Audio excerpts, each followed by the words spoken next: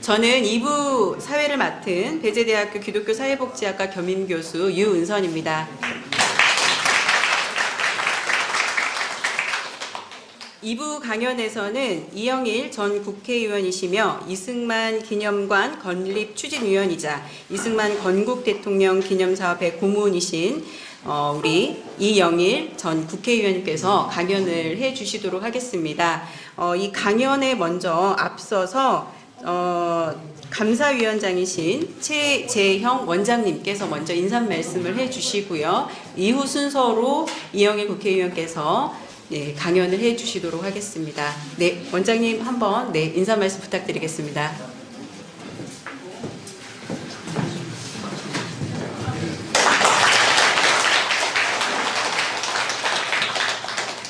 예, 오늘 배재대학교에서 운암연구소를 개소하는 뜻깊은 날 여러분들과 함께 이렇게 자리하게 돼서 기쁘고 또 영광스럽게 생각합니다. 오늘 이제 저와 함께 이제 많은 일행들이 같이 오셨습니다. 오늘 이 자리에 함께 하신 우리 일행은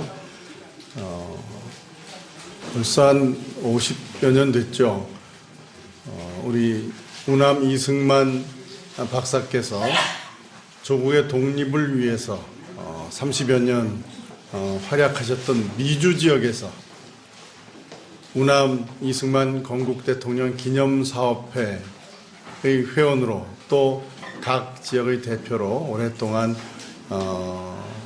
활약하시고 또 헌신해 오셨던 미주 지역 운암 이승만 대통령 기념사업회 회원 여러분들입니다. 저희가 지난 한 2박 3일 동안 같이 이제 운암의 정신을 같이 기리면서 또 모임도 하고 쭉 이제 여행을 하다가 오늘 운암연구소 개소하시는 뜻깊은 자리에 함께하게 됐습니다. 배재학교는 아펜젤러가 이 배재학당을 세우고 정말 그 당시 조선의 미래를 위한 인재를 육성한다는 그러한 신념으로 이 배재학당을 세우고 많은 인재를 배출하셨고 그 중에 이제 운암 이승만 박사께서 이 배재학당에서 자유와 민주주의에 대한 가치 그리고 기독교 정신을 배우시고 또 그것을 평생의 신조로 삼아서 대한민국의 조국의 독립을 위해서 대한민국의 건국을 위해서 헌신하셨던 그러한 뜻깊은 곳입니다. 이곳에서 운암연구소가 개소가 열린다는 것은 정말 의미 있는 정말 뜻깊은 일이라고 생각을 합니다. 특히 아펜젤러 선교사께서 이 운암 이승만 대통령이 독립운동을 하다가 만민공동회 사건으로 이제 투옥됐을 때 그 찬성 감옥까지 직접 방문하셔서 기독교 신앙을 더 깊이 전수하시고 또 뒷바라지 하시면서 자유와 또 서구문명 민주주의에 대한 그러한 것을 전하시고 또 가르치셨습니다. 그것이 이제 기초가 돼서 이승만 대통령께서 조국을 위한 독립운동을 하고 또 건국을 해서 오늘날의 대한민국의 기초를 다졌습니다. 이러한 운암에 대한 것들은 최근 그동안 이제 운암 이승만 대통령에 대해서는 많은 오해와 또 그 운암 이승만 대통령의 고귀한 정신과 가치에 대한 이해의 부족으로 저희들이 많은 아쉬움이 있었습니다만은 최근에 운암의 정신 그것을 다시 한번 우리가 새롭게 조명하고 그것을 되살려야 되겠다는 움직임들이 있는 건 정말 늦었지만 굉장히 다행스러운 일이라고 생각합니다. 그런 의미에서 이제 운암연구소가 앞으로 이런 운암 이승만 대통령의 독립정신 그리고 자유민주주의에 입각한 건국, 반공 그리고 통일에 대한 미래에 대한 그 운암의 그러한 고귀한 정신들을 더 깊이 연구하고 또 그것을 밝히고 우리의 후세에게도 전해서 앞으로 우리 대한민국이 계속 발전할 수 있는 그러한 많은 자원들을 개발하고 또 인재들을 키우는 곳으로 계속 발전할 수 있기를 기대합니다. 다시 한번 이 운암연구소 개소를 위해서 힘써주신 배재대학교 그리고 배재학당 오늘 조보현 이사장님께서 함께 해주셨는데 배재학당과 또 배재대학교에 대해서 감사의 말씀을 드리고 또 운암연구소를 통해서 연구하실 많은 분들에게도 앞으로 이 나라를 위해서 운암의 정신이 이 나라의 발전의 초석이 될 수 있도록 더 많은 연구와 활동을 통해서 또 헌신해 주시고 좋은 결과를 많이 만들어 주시기를 기대합니다. 오늘 다시 한번 운암연구소의 개소를 축하하며 오늘 이 자리에 함께해 주신 운암 이승만 건국 대통령 기념사업회 미주지부 여러분들과 함께 이 자리에 함께한 것을 다시 한번 감사드리고 대표해서 제가 인사의 말씀 드렸습니다. 감사합니다. 네, 감사합니다. 강연에 앞서서 먼저 저희가 잠시 인사를 좀 드릴 분이 있어서요. 네, 이승만 대통령 며느님 되시는 조혜자님께서 참석해 주셨습니다. 한번 일어서서 인사해 주시면 감사하겠습니다.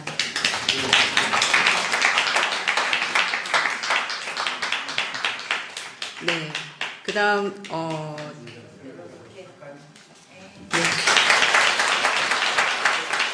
네, 네.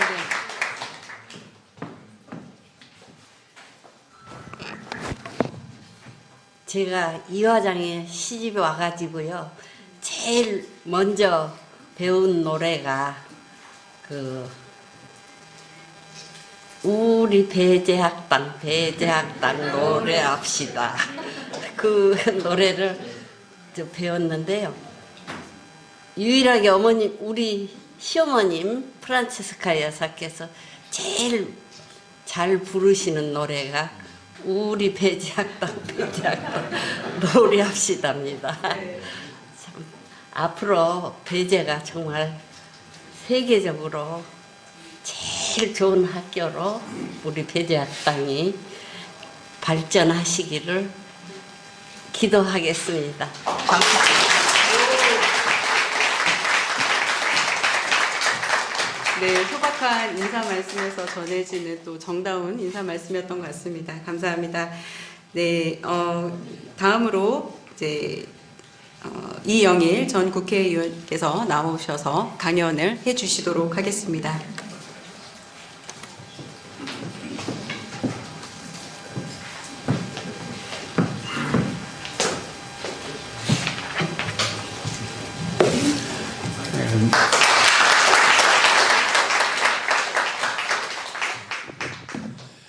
오늘 매우 뜻깊은 날입니다.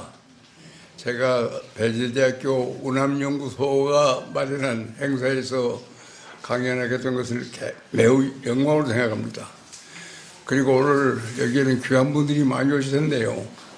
여기 계시는 인생의 가장 중요한 시를 배재학교에서 보내는 우리 대학생들도 참가했고 또 미주 지역에서 포급을 해주신 우리 이승만 기념사업회를 돕는 여러 미국 지도자들께서도 함께 참가해 주셨습니다. 저는 아침에 우리 조보현 이사장님이 저를 이 자리에 초청해 주셨는데 우리 함께 KTX로 내려왔습니다. 이 코리아의 가을 하늘이 얼마나 맑고 깨끗합니까? 이렇게 기분 좋은 여행을 오고 나오니까 그래서 여기서 또 강연을 하게 되니까 정말 영광입니다. 그간 저는 학생운동을 하면서 4.19 학생 데모에 앞장섰기 때문에 그때는 굉장히 박력이 있는 연설도 했고 좋은 낭낭한 음성을 연설했습니다마는 역시 나이가 먹으니까 사람이 오래 살려면 나이를 많이 먹을수록 오래 삽니다. 그런데 오래 사는 건 좋은데 목소리도 늙어가요. 그래서 옛날에 자부심을 가지고 전국 유세를 했던 제 옛날의 목소리를 그리워하면서 지금 뭐 하스키가 되었어요. 목소리가 나킹콜 같은 하스키는 괜찮은데 지금은 이제 목신 로커스 보이스가 되어서 그런 목소리로 말씀드리게 된 것이 좀 죄송스럽습니다. 저는 뭐 잘 아시다시피 1960년 4월 19일 당시에 서울대학교 물리대 정치학과 3학년생이었습니다. 그때 자유당 독재 타도 후기위원 학생대부를 조직했고 앞장서 싸웠고, 그래서 어떻게 보면 이승만 박사와 정반대되는 길을 걸어왔습니다. 그러던 제가 지금은 이승만 박사 기념관을 건립하는 국민운동에 지금 앞장서서 뛰고 있습니다. 그러면 이승만 박사를 바라보는 시각에서 왜 이렇게 큰 변동이 생겼느냐? 왜 그렇게 사람이 변할 수 있느냐? 1960년 4.19로부터 50년이 지난 2010년입니다. 4.19 혁명이 50주년이 되었으니 이제 우리 4.19 했던 친구들 몇 사람이 모여가지고 이제 50년 된 이 마당에 4.19에 참가했던 우리들이 이승만 박사의 공과 관을 평가해보자. 그래서 학술 세미나를 열게 했는데 저에게 주제 발표를 맡겼어요. 그래서 저도 처음에는 이승만 박사를 잘 모르기 때문에 주제 발표에 나서기가 섬뜩했고, 또 이승만 박사를 잘못 평가하다가는 여야로부터 욕을 먹는 부분도 있고 부담스러웠습니다만은 그 50주년이란 말이 제 피에 걸렸어요. 우리 바이블에 보면은 50주년은 희년입니다. 그래서 갇힌 자를 풀어주고 빚진 자를 탕감해주는 은혜를 베푸는 해인데, 우리가 4.19 혁명 50주년이라면은 그런 각도에서 이승만 박사를 어떻게 볼 것이냐. 그래서 주제논문을 쓰려고 보니까 제가 이승만 대통령에 대해서 아는 게 없어요. 그래서 그때부터 국회 도서관에 제가 자리를 하나 마련해놓고 한 3개월여에 걸쳐서, 그의 4.19 기념식까지 3개월에 걸쳐서 이승만 박사를 공부하기 시작해서 3개월 후에 겨우 원고를 마쳤는데, 원고를 끝마치면서 제 마음속에 엄청난 변화가 생겼어요. 만일에 해방정국에 이승만이 없었더라면 오늘의 대한민국이 있을 수 있느냐?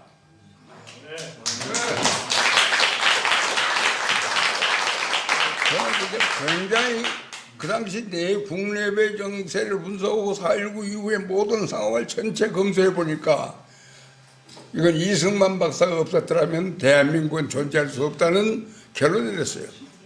그런데 제가 대학교 3학년 때 보았던 이승만은 독재자였습니다. 그러나 대학을 졸업한 후에 공무원 생활도 10년 이상 했고, 또 국토통일을 해서 10년간 북한 문제와 통일 문제 연구를 했고, 국회의원을 3번 하면서 국회 외무위원으로 전 세계를 돌아다니고, 이런 수많은 지식과 경험이 축적된 눈으로 이승만 박사 역사를 보니까 이승만 박사가 변했습니다.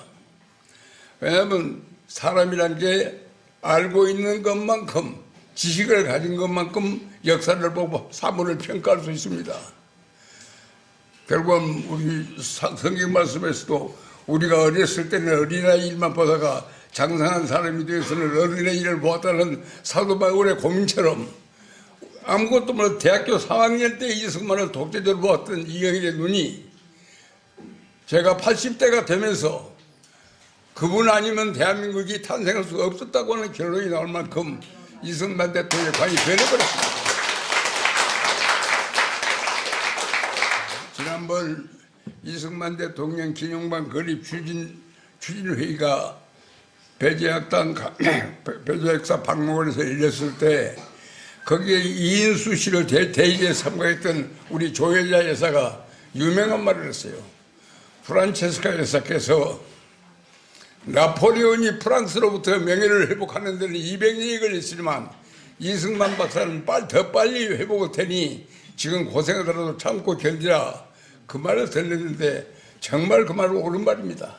지금 우리 국민들의 마음속에서 이승만 대통령을 바라보는 마음과 태도의 변화가 일어났습니다.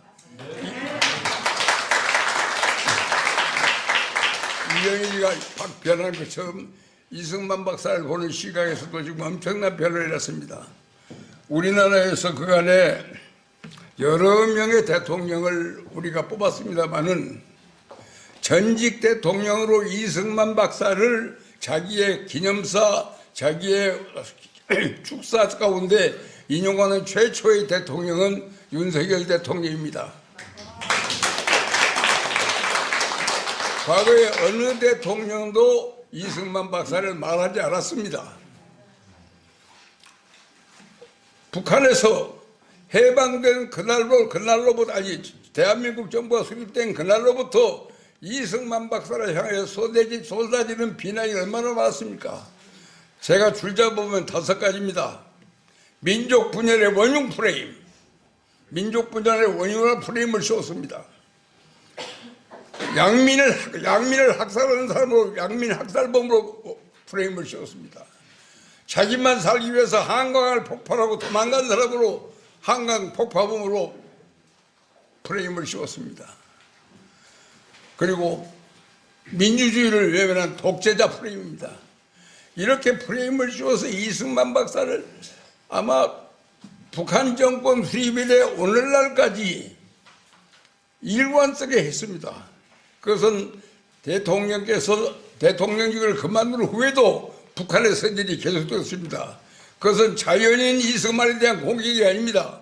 대한민국에 대한 대한민국의 정통성을 부정하는 공격이 계속되었음에도 불구하고 역대 정부에서는 자기에 대한 공격이 아니라 해서 들은 둥 마른 둥 하고 외면했습니다. 북한의 이승만 공격에 대한 적극적인 대처가 이 대한민국 정부에 없었던 결과 지난 70년 동안 공사당의 대남선전은 성공했습니다. 이승만 대통령을 폄하하고 역사에서 지우고 왜곡하고 부정하는 그 역사가 계속 지난 70년 동안 계속도록 방치된 책임은 나는 대한민국 정부에 있다고 봅니다. 바로 그 정부가 그런 이승만 박사를 외면했기 때문에 공산당에 동조하는 학자들이 이승만을 비방하는 책을 얼마나 썼습니까? 제가 이승만 박사를 공부할 때 제가 책을 보면 이승만 박사를 긍정하는 책이 10이라면은 이승만 박사를 폄하하고 왜곡하는 일이 10개가 넘습니다. 따라서 이승만을 욕하는 선전이 10대 1로 무세한 상황을 지난 70년간 대한민국 역사가 방치했습니다. 바로 그 역사에 대해서 서를 딱 윤석열 대통령이 그었습니다.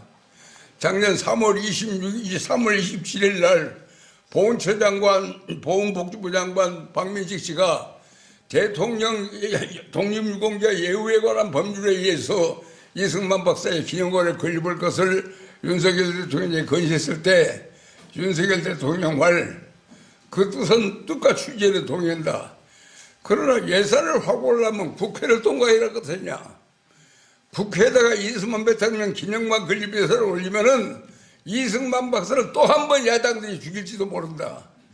그러니 차라리 국민의 성금으로 어렵더라도 국민 한 사람 한 사람의 뜻을 모아서 기념관이 올라갈 때 대북 심리전에서도 우리가 성공하고 국민적인 저항도 줄이고 야당이 정치로 악용 못하려니 우리가 대통령 예우에 관한 법률에 의해서 초대 대통령 이승만 대통령의 기념관을 건설하고 공은 공대로 관은 과대로 시작해서 후세의 휘감을 삼자 이렇게 주창하면서 이승만 박사에 대한 대한민국 정부의 태도에 변화가 일어났고 바로 그 연장선상에서 지금 대통령 기념관 사업이 활발히 전개되고 있습니다.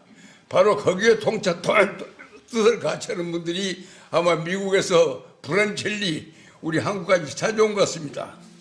예수님 만나러 찾아온 동방 박사들 같은 분들이 오늘 이 자리에 많이 참석을 했다는 거예요.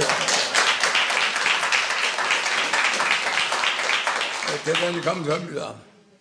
근데 이승만 박사, 지금 이승만 박사를 제가 주어진 시간에 강의를 하려면요, 여러 가지 측면이 있습니다. 이승만 박사는 한일 관계를 어떻게 보았던가? 이승만 박사는 휴전 문제에 어떻게 대처했던가? 이승만 박사는 반민족 행위자를 어떻게 봤던가? 이승만 박사의 독립전략은 뭐였던가? 이걸 국민이 여런데 제가 그거 다 설명은 못하겠습니다. 그건 너무나 시간을 많이 쓸어주고 아마 제가 어젯밤에 탈고한 원고가 우리 A4 용지로 26매니까 지금 84페이지니까 될 테니까 한번 읽어보시면은 제 말씀의 내용이 되기다 거기에 담겨 있고 그 내용이 확실한 메시지가 됩니다. 그런데 이제 이승만 박사에게 가장 중요한 정치 사상은 그분의 독립노선이 가장 명확한 독립노선 두 가지입니다. 왜냐하면 한반도에 관한 지정학적인 사고가 우리 독립운동 가운데서 제일 먼저 바뀐 분이 이승만 박사입니다. 이승만 박사는 자기 생애에서 상당히 중요한 시기를 하와이에서 보냈습니다. 그런데 여러분들이 하와이에서 보는 한반도는 해양 세력이 대륙 세력으로 진출하는 교두보로 보입니다. 그러나 한국과 중국에서 보면은 대륙에 붙어 있는 조그마한 꼬리입니다. 그래서 약소국가 다루는 운명이 대륙에 붙어 있는 꼬리이기 때문에 대륙의 강대국 세력을 섬기면서 살아야 한다는 것을 조선조 500년 동안 그걸 숙명으로 알았습니다. 우리는 대륙에 붙어 있는 꼬리니까 우리는 대륙에 있는 강한 세력을 붙들고 그들을 섬기면서 살아야 한다. 그들의 종이 되는 종의 멍에를 쓰고 살아야 한다는 것을 숙명으로 받아들이는 것이 조선조 500년의 역사였습니다. 그런데 이승만 박사는 달랐습니다. 하와이에서 보면서 우리 한반도는 절대 대륙 세력의 꼬리가 아니다. 해양 세력의 대륙 진출 교두보로서 우리 지정학적인 주소를 바꾸면은 우리도 당당히 세계로 뻗어갈 수 있는 국가가 된 것이다. 그러한 지정학적인 각성을 최초로 한 사람이 이승만 박사였습니다. 다른 독립운동가들은 연해주의에도 있었고 만주에도 있었고 중국 상해에도 있었습니다만 그분들의 눈에는 항상 한반도는 대륙 세력의 꼴이었습니다. 그러나 미주에 있던 이승만 대통령 눈에는 어디까지나 해양 세력의 대륙 진출 교두보로서 우리 지정학적인 주소, 지정학적 운명을 바꿔야겠다는 꿈이 있습니다. 두 번째로 1905년에 이승만 대통령이 발간한 책이 독립정신입니다. 독립정신을 읽어보면은 미국 민주주의를 굉장히 칭찬합니다. 아메리칸 디모크라시는 완미하다. 이제 프랑스 혁명을 설명했던 알렉시 토크빌이 쓴 유명한 아메리칸 데모크라시가 나오는 게 똑같아요. 미국 민주주의는 완미하다. 근데 제가 놀란 것은 저도 서울대에서 정치학을 공부했습니다마는 1905년에 옥중에서 미국의 대통령제, 영국의 의원 내각제, 프랑스의 의원 집정제 이 모든 정치 형태를 논하고 그 형태들이 왜 그 나라에 적용되었는가를 전부 밝힌 최초의 논문이 독립정신입니다. 나는 과연 1905년에 그러한 안목으로 옥중에서 책을 써내고 그 연장선상에서 제일 중요한 미국의 조지 워싱턴 대학에서 학사를 또 아이비리그의 하나인 프린스턴 대학에서 정치학 박사를 하고 또 하버드 대학원도 나중에 추가로 졸업했고 그래서 1910년에 프린스턴 대학에서 PhD를 받은 최초의 한국인이 이승만 박사고 또 그분이 배제학당에 입학 그 양반은 과거를 여러 번 봤어요. 이율곡 선생이 13살에 과거에 합격한 소년 등과였습니다. 이승만 박사도 소년 등과의 꿈을 꾸고 열심히 사사삼경을 읽으면서 공부를 했습니다마는 한말의 조정은 매관매직이지 시험으로 과거에 합격되는 예가 없었어요. 그래서 결국 20살의 마지막으로 한번 과거 보겠다 결심하고 나섰더니 과거지는 폐지됐어요. 가부 경쟁으로. 그래서 도리 없이 새로 선실된 배제학당에 입학해가지고 결국 배제학당 초기에 아마 배제학교 학생들의 동문이 이승만 박사입니다. 그런데 이제 사서삼경을 읽던 분이 하루아침에 영어 공부를 했는데 나는 그래 뭐 중국말하고 한문하고 비슷해서 그랬는지 어떻든 이승만 박사가 그렇게 빨리 저는 지금도 서투른데 평생을 공부해도 그렇게 빨리 영어를 마스터해서 2년 만에 졸업할 때는 조선의 독립을 주제로 영어로 연설을 하고 수많은 미국에 있는 의사들과 우리 한국인 환자들과 진단받을 때 통역을 하면서 영어가 일치월치 발달해서 유창한 영어를 해가지고 결국은 대제학당을 졸업하면서 배제학교의 영어 선생으로 발탁이 되고, 그러면서 이제 독립협회 운동을 정대해가지고 얼마만 독립협회 운동을 갖고 이제 조정의 고종황제에게 건의합니다. 백성의 뜻이 국정에 반영될 수 있도록 기관을 설치하라. 그래서 처음에 고종황제가 그걸 받아들여서 중추관에다가 의관, 지금은 의원입니다만 그때는 의관이라고 했어요. 의관을 27명을 뽑으면서 그중에 이승만 박사도 껴줬습니다. 그러니까 우리나라 최초의 국회의원의 한 사람이 이승만이죠. 그런 운동을 하다가 그분의 정치사상, 과연 지도자를 국민의 선거로 뽑을 수 있는 나라, 정말 훌륭하고 위대한 나라, 우리 조선도 빨리 정치개혁을 해서 그런 나라가 되었으면 하는 꿈을 가지고 입헌군주제를 논하다가 결국은 조선 조정이 이승만을 역적으로 몰았잖아요. 그래서 한성 감옥에서 5년 몇 개월간을 감옥에 있으면서 수많은 선교사들이 보내주는 책과 서술을 통해 가지고 영어 사전도 만들고 전 세계의 정치학 공부도 다 하고 그 안에서 믿지 않는 다른 사람들을 믿을 수 있도록 예수님 그리스도를 주로 영접하고 다른 사람을 믿게 하고, 그래서 그런 공로 때문에 조지 워싱턴 대학에 갔을 때는 선교에 대한 공로를 인정받아서 장학금을 받습니다. 그래서 무일폰으로 미국 갔다가 조지 워싱턴 대학을 졸업하는 그런 기적의 역사가 일어나잖아요. 그러면서 그분 꿈에는 결국은 우리가 독립되는 길도 뭐냐? 민족 자결주의자 거죠. 민족 자결주의라는 것을 상당히 어렵게 생각들 하는데, 제가 보면 유엔 감시하에 한반도 전역에 걸치는 총선거로 국회의원을 뽑고 그 국회의원들이 헌법을 제정하고 거기서 대통령이 설주는 이것이 바로 민족 자결주의입니다. 그런데 우리나라에서 가장 우리 독립운동 역사에서 보면 제일 중요한 부분 하나가 우리 세 가지 독립운동이 대립해요. 우리가 일본 사람들에게 나라를 빼앗겼으니 우리 무력 항쟁을 통해서 조국을 되찾겠다 하는 무장투쟁론이 하나 있습니다. 물론 청산리 싸움을 주동했던 우리 김자진 장군, 또 만주에서 그 소위 북로 군정서를 만들었던 이상용 임시정부 3대 대통령, 이런 분들도 있었습니다만은 무력투쟁으로 독립이 불가능한 것은 2차 대전 당시에 일본이 가지고 있던 육군 총수가 700만입니다.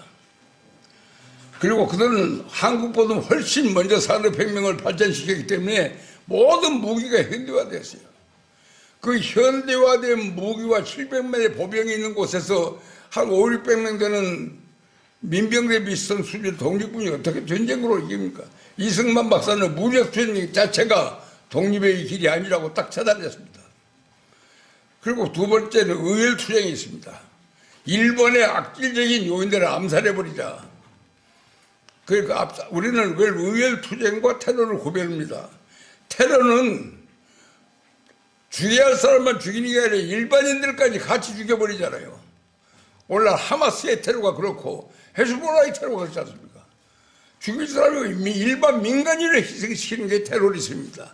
그러나 우리 독립운동가들이 했던 것은 의열투쟁은 꼭 당사자만 죽였죠.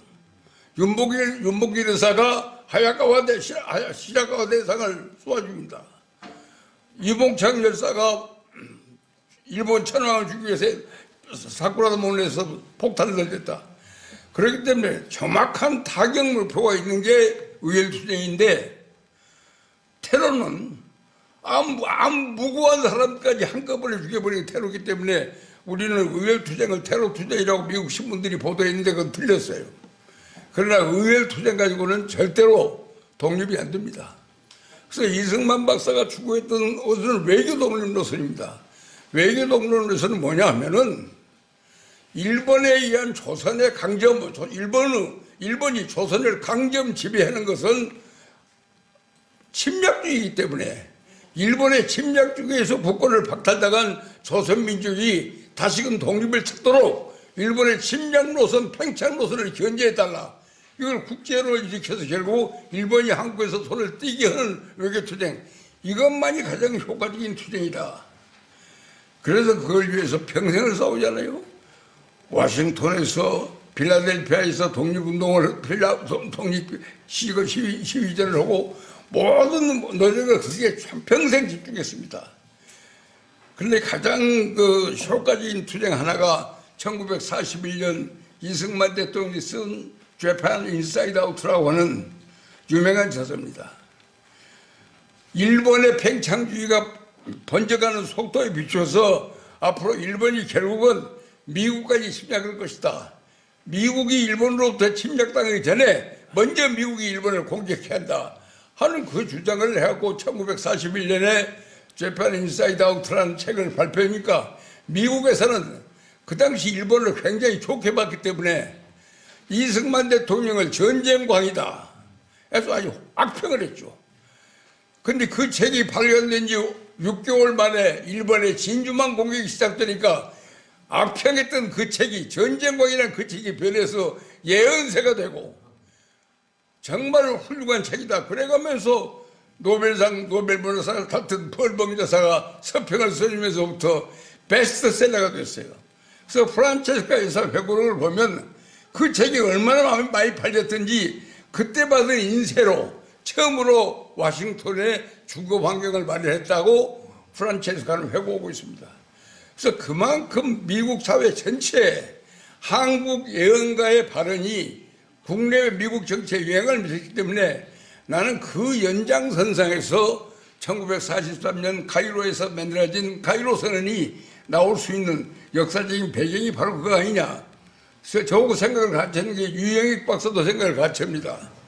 왜 그러냐면 1943년에 2차 세계대전을 종결시킬 수 있는 연합국 정상들의 회의가 있는데 원래 여러 나라 정상들이 모여서 회의를 하면 기초 초안심사위원회가 있고 그 초안심사에서 걸려진 것만이 선언으로 발표됩니다.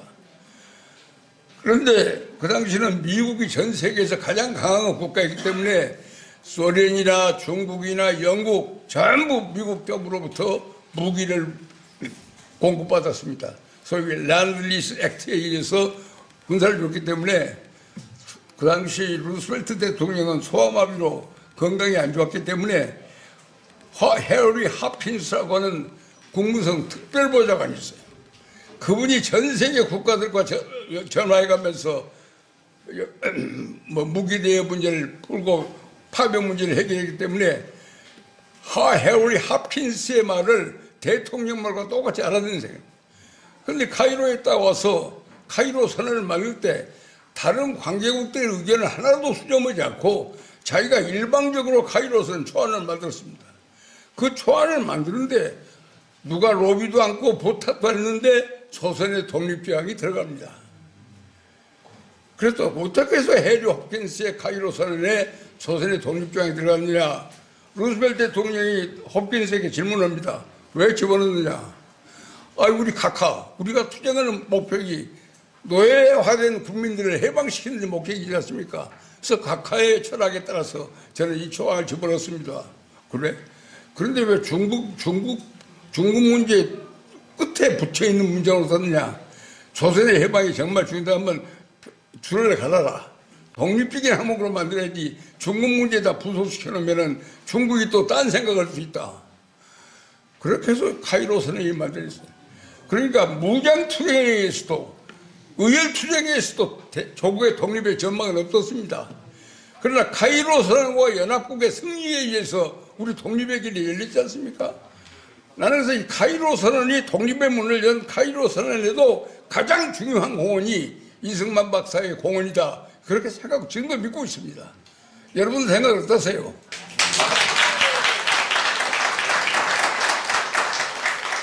그래서 이승만 박사는 카이로 선언을 보면서 독립의 꿈을 그렸습니다.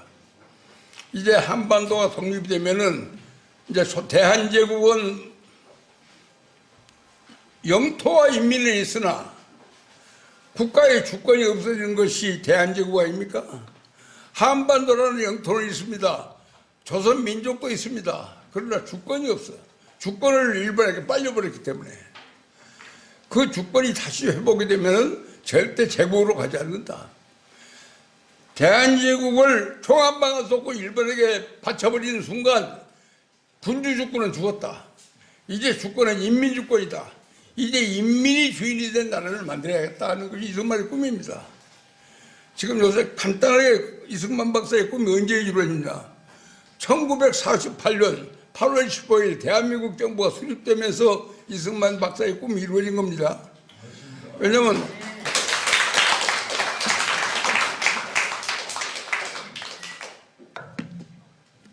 (5000년) 역사상 국민이 주인이 된 최초의 나라가 대한민국입니다. 5000년 역사가 있어도 전부 국민은 노예였지 역사의 주인이 아니었습니다. 국민 한 사람 한 사람이 나라의 주인이 된 나라. 또 과거에는 양반만 재산을 가지고 있었지 상노번 재산도 못 가졌습니다.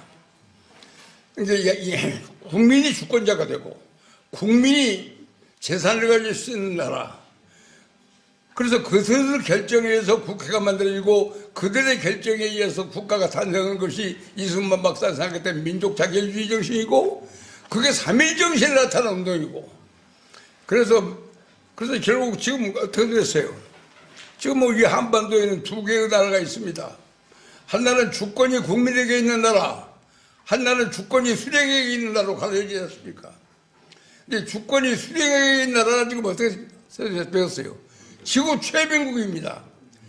주권이 국민에게 있는 나라가 지금 세계 랭킹에서 선진국 대열에 올라갔습니다.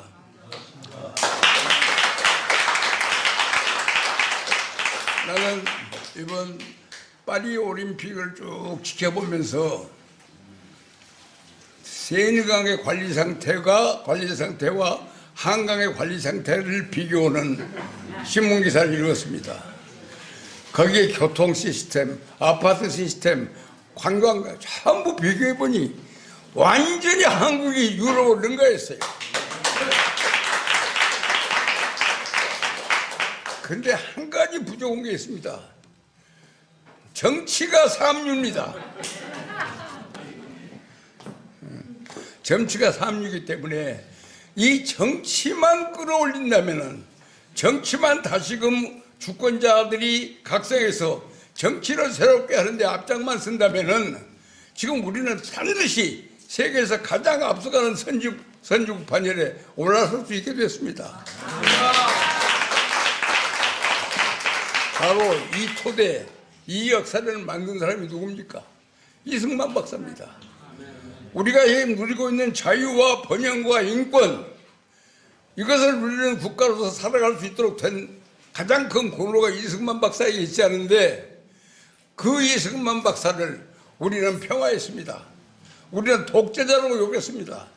그러나 4.19 직후의 역사를 가만히 보니까 이승만 박사가 85세로 국내 정세에 어두웠어요. 나이가 너무 많으셨습니다. 이승만 박사가 85세가 때 사실 4.19가 일어났는데 지금 제가 86세입니다. 근데 그 당시로 보면 80년은 극노인인데 지금은 한 60대 아니에요? 그래서 이승만 박사가 했는데 그때 이승만 박사가 중요한 말을 했어요. 홍진기 내무장관하고 김정일 법무장관이 국방부 장관이 주한 미국 대사와 유엔군 사람과 함께 경무대에 들어와서 그때서 이승만 박사한테 진실을 얘기하는 겁니다. 사실은 이랬습니다. 이승만 박사가 깜짝 놀라고 학생들을 전부 위로하면서 불의와 부정에 항의할 수 있는 젊은이가 있는 나라 얼마나 장한 일이냐. 이런 나라가 있다면 대한민국의 전망은 밝다. 그러나 내가 부정한 것을 막지 못해서 젊은 사람들이 피를 흘리고 죽었다니 내가 여기에 책임지지 않을 수 없다. 그래서 그분은 허정 외무장관을 불러서 과도정부 수반이 되도록 만들어서 과도정부를 만들어서 다시금 선거를 해라. 그렇게 하면서 하야를 해서 이 화양으로 돌아가셨습니다. 전 세계 독재자들은 어느 나라를 막론하고 자기 생명과 정권의 생명을 일치시킵니다. 국민이 무슨 하야를 요구해도 거기에 응답한 독재자는 없습니다. 그렇기 때문에 자기가 국민의 뜻을 하야 요구를 받아들여서 물러가고 그분이 자기의 모든 부정에 책임을 지는 그 사람은 절대 독재자가 아닙니다. 그래서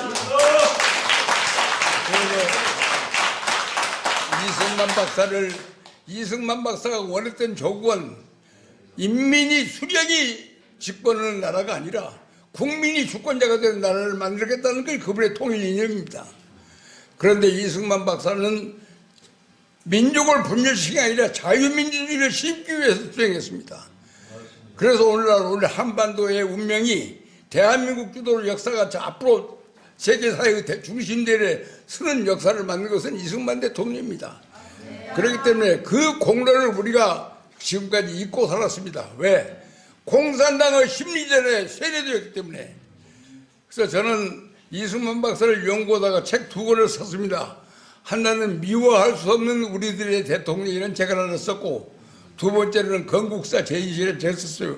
워낙 역사 책들이 현대사를 너무나 왜곡했기 때문에 역사학자들한테 아무리 기재해도 뭐 써주들 않아요. 자기들이 오염되어. 그래서 성질 급은 놈이 술값 낸다고 제가 책을 2권이나 써버렸습니다. 책을 2권 썼는데 그걸로 저는 책만 써서 모르냐. 우리가 행동을 보여야겠다. 그래서 작년 3월 26일 날 이승만 대통령 48주년 생일이 왔길래 내가 4.19 때 같이 했던 각 대학 친구들이 있어요. 그래서 카톡으로 연락했습니다. 그랬더니 우리가 뭐니 해도 우리가 이승만 박사를 보는 결의도 다르고 생각도 다르지만은 다 이렇게 떠나서 3월 26일 11시에 국립현충원에 있는 이승만 박사 묘지에 참배해서 우리가 참배하고 묵념함으로써 이승만 대통령과 우리 관계를 정리하자. 그랬더니 70여 명이 호응을 했습니다. 그래서 그분들이 얼마나 이 명당에 들어오길래 기분이 좋아서 제가 문방구에 가서 전부 네임택을 만들고 그걸 기다리고 있더니 다 한 명씩 와요. 그래서 같이 그걸 차고 올라가서 참배를 했습니다. 그날이 일요일이에요. 또 괜히 또 참배하다가 또 4.19 단체들이 와고 또 시끄럽게 할까 싶어서 소문도 없이 조용히 했는데 그 다음에 신문에 대대적으로 보도돼가지고 4.19 세대와 이승만 간의 역사적인 화해가 이루어졌습니다. 그래서 휠체어 타고 그날 9월 달에 이인수 박사께서 4.19 묘지에 가서 유족을 대표해서 4.19 묘소에서 사과했습니다. 그래서 국내에서는 4.19 세대와 이인수 박사의 우리들의 화해, 이승만 박사의 선언, 묘지 참배 사과 선언, 그리고 윤석열 대통령의 이승만의 공과관을 제대로 새겨서 역사의 귀감을 삼자는 이 세 가지 조치에 의해서 이제 더 이상 대한민국 안에서 이승만 박사를 비판한다면 그건 공산당이거나 그 통제세를 뿐입니다. 이제 마지막으로 한번 하자면 지금 현재 우리가 모금을 시작한 지 1년이 좀 지났습니다만은 지금 현재 겨우 8, 9만 명이 모금에 동참했습니다. 건국전쟁 영화는 180명이 보는데 180만이 봤는데 적어도 건국기념관 건립에 180만 명은 참석해야 할 것 아닙니까? 그래서 나는 얼마만 액수보다는 참가자가 많아야 합니다. 그래서 단돈 10,000원이건 1,000원이건 참가자가 많아서 전 국민의 뜻이 이승만 대통령 기념관 건립에 모아졌다고 하는 이 메시지가 한반도 전체 전 세계로 퍼져나가야만이 우리가 통일 역사를 주도한다고 오는데 여러분들 생각은 어떻습니까?